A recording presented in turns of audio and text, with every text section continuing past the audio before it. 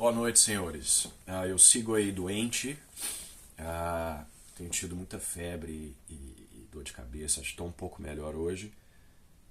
Então eu resolvi abordar um tópico aí mais suave do que falar de ciência e filosofia. Ainda que esse tópico aí nosso, ele vai acabar adentrando em coisas um pouco filosóficas, né? Então hoje eu queria falar sobre Harry Potter, Senhor dos Anéis e, de forma mais geral, o que eu vejo como o perigo das ficções, tá?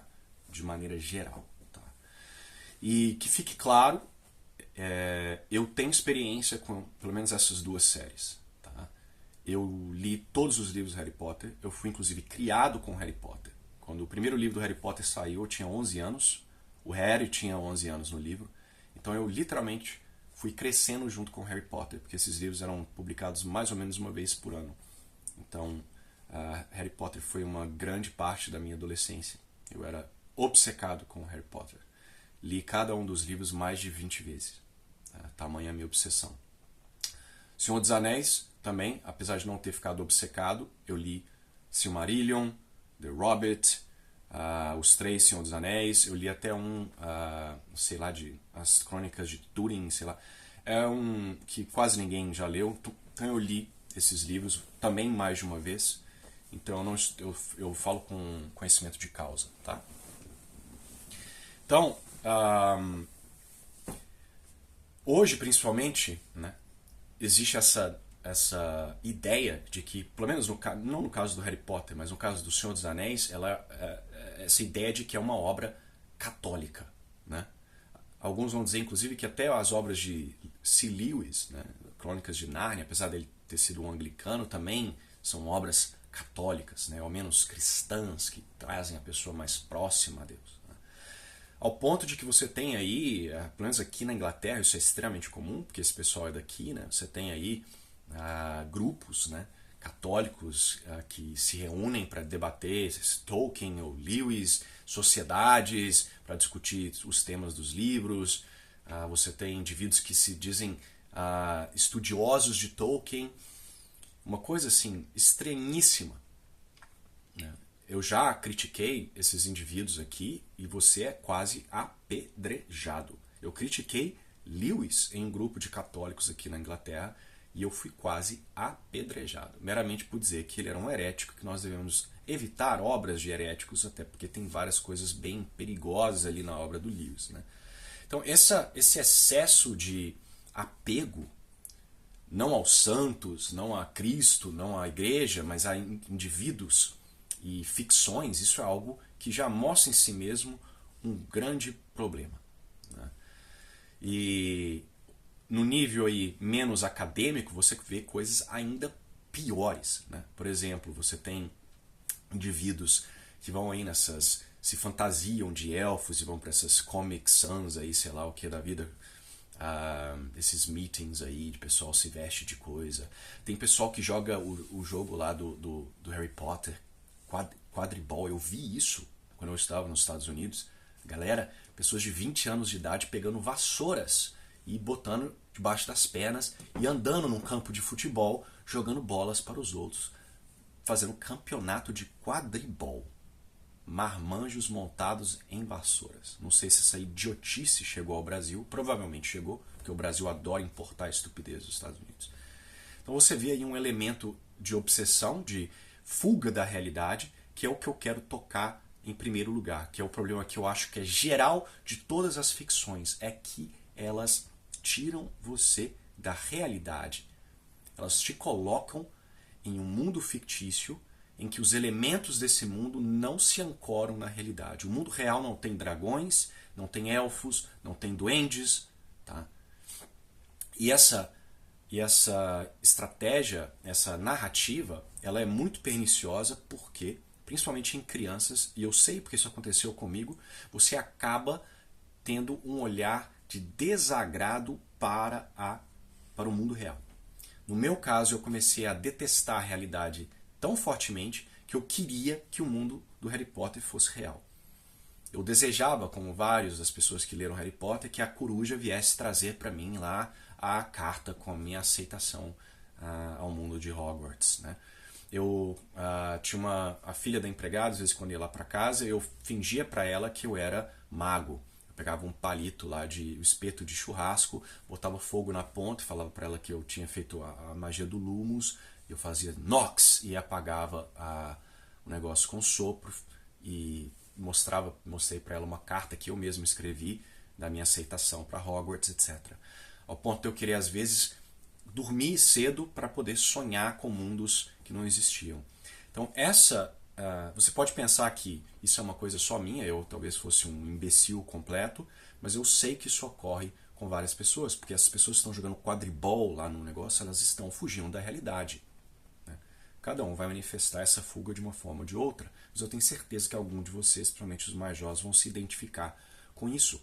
Essa ideia de que o mundo real ele é boring, ele é chato. O mundo fictício ele é mais interessante, ele tem duendes, ele tem elfos, ele tem dragões, ele tem esses mundos aí para ser explorados, aventuras, como lá o Bilbo que sai, né, da vidinha chata dele e vai com os outros anões lá buscar todas essas coisas. Ah, mas a minha vida é chata, eu só vou para a universidade, volto, como, durmo. Nossa, por que eu não posso matar dragões no final de semana? Então, esses elementos, eles são deliberadamente malignos porque ao detestar a realidade, você acaba detestando o Criador. E eu bato nessa tecla sempre quando eu discuto evolução. Né? Porque a evolução ela tenta atribuir o propósito da criação ao acaso. Né? Então não é à toa que a vasta maioria dos evolucionistas são ateus, pelo menos aqueles que promulgam o evolucionismo. Né? Porque eles percebem a relação. Não é à toa que várias pessoas que abraçam a evolução acabam eventualmente saindo do catolicismo, como eu conheci vários.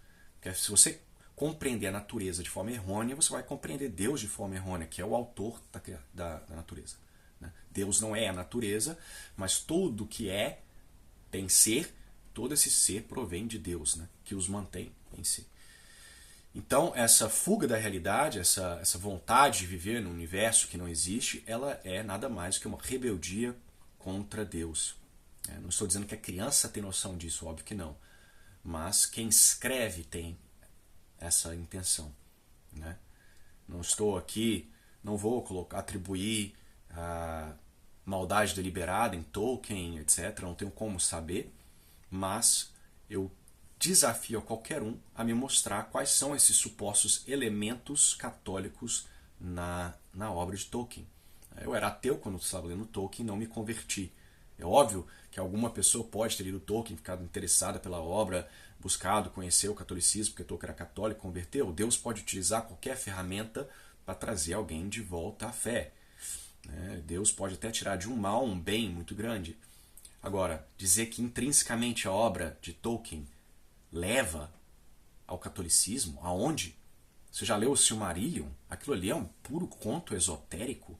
Você tem uma entidade lá, Ilúvatar, que cria sei lá, eu me esqueço o nome, mas uns semideuses lá que cantam o mundo em existência. Aquele semideus ainda tem uma hierarquia abaixo dele, que o Sebe, que é os Maiar.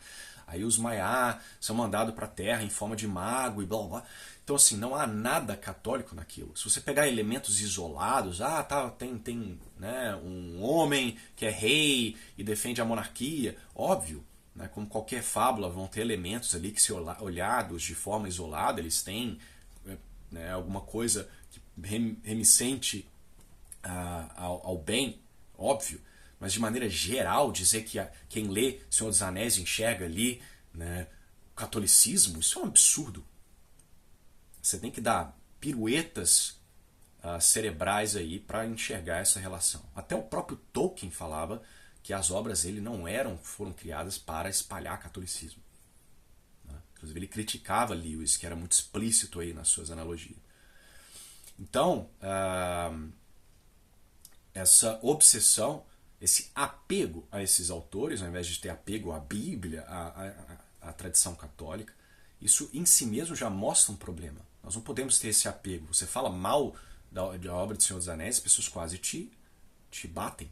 Você fala mal de Harry Potter, fala que é ruim para as crianças, as pessoas faltam literalmente te crucificar. Harry Potter, os elementos ali não tem nem como você tentar fazer um paralelo com o cristianismo. Os elementos demoníacos no Harry Potter são claros, né?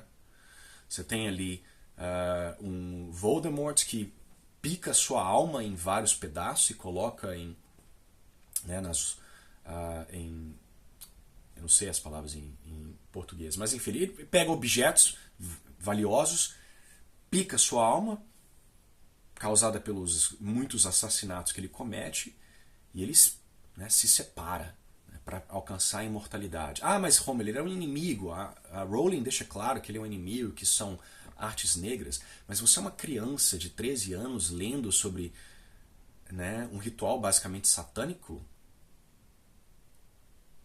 Todos os elementos de Harry Potter, até as coisas mais sutis, elas convidam à desobediência, né? O Harry, os meninos lá, a Hermione, o Ron, eles todos quebram regras umas atrás das outras e são sempre beneficiados com isso. Ganham pontos, são parabenizados, nunca entram em problema.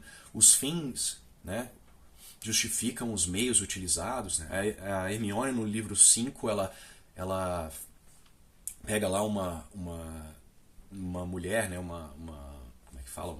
Uma repórter, bota a mulher desempregada, porque ela descobre que a mulher pode transformar, ela é um animago ilegal, transforma em um bicho, né, em um rato, para poder escutar a conversa dos outros. Ao invés de denunciar a mulher para as autoridades, não, a Hermione resolve chantageá-la. Né? Chantageia a mulher para escrever uma peça sobre o Harry, sem ser pago, né? Ela não vai ser paga. Então, assim, esses tipos de tema, né, se os fins justificam os meios, né, a confiança, artes negras para todo canto, existem evidências de que a Rowling foi iniciada lá nos Wicca, nas bruxarias Wicca. Vários exorcistas falaram que os elementos em Harry Potter são demônicos, que as magias ali escritas elas são magias verdadeiras utilizadas pelos Wiccas. Você tem vários elementos diabólicos ali. O Harry ele vai lendo instruções em um livro que ele nem sabe de quem que é, ele vai seguindo, né, no livro 6 lá do Príncipe, Half-Blood Prince, ele vai lendo coisas escritas num livro e ele vai seguindo instruções sem nem saber de quem elas são. Em um certo momento ele lê lá contra os inimigos, tem um feitiço, ele taca lá no Malfoy, o inimigo dele, o feitiço corta o peito do menino no meio. Né? No segundo livro, a Gina lá está lendo um diário que também ela está conversando com uma entidade ali que responde a ela e eventualmente ela é possuída pelo Voldemort. Né? São assim elementos extremamente ocultistas que estão sendo ali enfiados para uma criança de 11 anos. Você pode dizer, Romulo, mas eu sou adulto, isso aí, eu sei que é uma baboseira. Cara, mas é uma criança de 11 anos. Isso pode fazer várias crianças buscarem saber sobre magia. Qualquer obra que coloca magia, ocultismo, sobre uma ótica boa, como é o caso lá da magia do Harry Potter, até muito convenientemente as pessoas que não têm magia na versão portuguesa são chamadas de trouxas, né? Não têm acesso a esse mundo aí da magia. Toda obra que coloca a magia em bons olhos é uma obra maligna, porque ela chama... ela aumenta a curiosidade por essas artes ocultas. Então, eu tenho essa história. Né? Muitos aí aprendem teoricamente. Né? Tem umas aulas muito boas, um Floss Carmelli, lá, da professora Ivone, sobre o Tolkien. Eu já vi jovens que eu conversava alguns anos atrás ridicularizarem eles enxergam gnose em tudo. Olha, eu antes de assistir essas aulas, eu já tinha observado isso. Pela minha vivência, eu observei e eu conversei com alguns amigos meus católicos. Falei, olha, eu não acho, isso é apenas uma intuição minha, baseada também na minha experiência, que obras de ficção elas são más, porque elas tiram a pessoa da realidade. Elas fazem a pessoa achar a realidade desgostosa e buscar coisas que não existem. Isso é uma maneira de odiar a Deus. Isso foi antes de eu assistir a aula no Floss Carmelli, por exemplo. E fui assistir tá aí. Por quê? Porque muitos desses autores são esotéricos, eles são gnósticos, então eles estão usando a literatura para exatamente este fim. Né? Nós sabemos que Alguns indivíduos da família do Tolkien eram maçons. Nós sabemos ali que vários dos Inklings, né, aquele grupo de pessoas que se encontravam ali, eles eram esotéricos. Então, assim, né, até onde eu sei, não existem provas contundentes que Tolkien era um maçom ou alguma coisa do tipo. Mas que há elementos esotéricos nas suas obras, isso é indiscutível. Leia o Silmarillion, melhor, não leia, acredite na minha palavra, porque eu li. Aquilo ali é puro esoterismo. Né, você tem a porta lá com as duas árvores, lá, os dois pilares lá, enfim, tem vários simbolismos esotéricos, maçônicos nas obras. Então, é isso que eu queria falar para os senhores. Eu acho que esse vídeo é importante, porque tem muitos católicos que caem presa disso daí, né? Acham que Senhor dos Anéis aproxima as pessoas de catolicismo, que ler Nárnia vai tornar o sujeito cristão. Olha, se fosse verdade, óbvio que isso é, né, um único exemplo, mas eu teria me tornado católico, porque eu li O Senhor dos Anéis mais de 3 vezes, os 3 livros, né? E eu desconheço qualquer pessoa que tenha se convertido ao catolicismo por ter lido Senhor dos Anéis, tá? Se fosse assim, toda essa massa que assistiu lá as adaptações do Peter Jackson teriam convertido em massa, né? Então tenham muito cuidado, principalmente quando essas coisas caem na boca do povo. Porque veja, a mensagem da Bíblia, a mensagem de Cristo, ela é uma mensagem que escandaliza os ímpios. Tá? O caminho da cruz ele não é desejável para a maioria das pessoas. Então, algo que se torna popular, né, no caso, por exemplo, do Senhor dos Anéis, que foi traduzido para, sei lá, 60 línguas, é considerado uma das maiores histórias aí de ficção já escritas. Como que uma história que supostamente reflete a doutrina católica pode ser popular entre milhões e milhões de pessoas? Cristo disse que aqueles que o seguissem seriam perseguidos. Então o fato de que você está vendo isso daí em telas de cinema, que tanto ímpios como católicos leem Tolkien, gostam de Tolkien, isso aí já é uma red flag para você ver que não há ali elementos claramente católicos. Que se tivessem, o mundo odiaria Senhor dos Anéis. Não o idolatraria como fazem hoje. Tá? E essa regra é uma regra geral. Pode ver, inclusive, católicos que tem, né, produzem conteúdo e tem trilhões de seguidores. Vejam que ali você vai encontrar apenas, geralmente, meias verdades. Você vai ver indivíduos que não vão abraçar a doutrina católica como um todo, vão utilizar palavrões, não vão defender a missa tridentina, até padres. Então, quando você agrada uma multidão muito grande, pode ter certeza que na maioria dos casos a pessoa não está mostrando todo o real católico. Porque a verdade católica, ela irrita o mundo, porque o mundo pertence ao demônio. A verdade católica, ela causa ódio nos ímpios. Né? Mas eu vejo aí ateus adorando o Senhor dos Anéis, achando uma obra fantástica. Bom, essa é a minha opinião, né? Opinião de doente aqui na cama.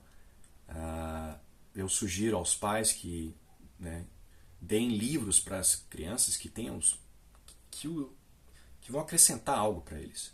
Né? Que se for uma ficção, no sentido de uma história não real, que seja uma história que não tenha elementos fantasiosos. Né? Porque o mundo, nós não temos capacidade de exauri-lo. Ele não é infinito, somente Deus o é.